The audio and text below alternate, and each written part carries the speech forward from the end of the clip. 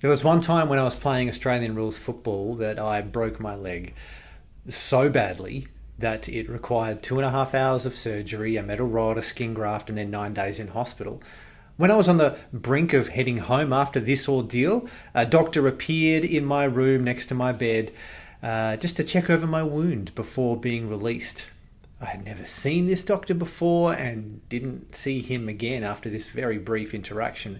But he loudly announced that he didn't like the look of things and was worried about infection, so I wasn't going home that day.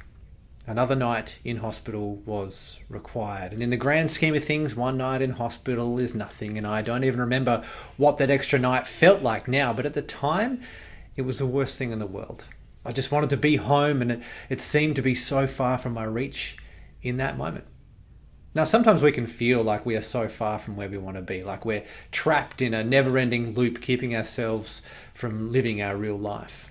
Stuck trying to complete the boring stuff so we can get to the interesting part, but the boring stuff never ends. And in those moments, in order to not become bogged in the depths of despair, gratitude is our greatest weapon. Ironically, it can also be the hardest thing to find when we're not in that space. The most grateful people that I've come across are those that practice it. They find things to be grateful for in any situation, and it comes to them naturally after a while. If you're curious about gratitude and need a place to start, my go-to is to be grateful for sunlight.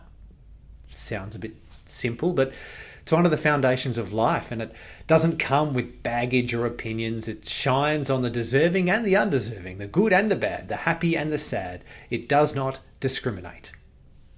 I'm grateful for that.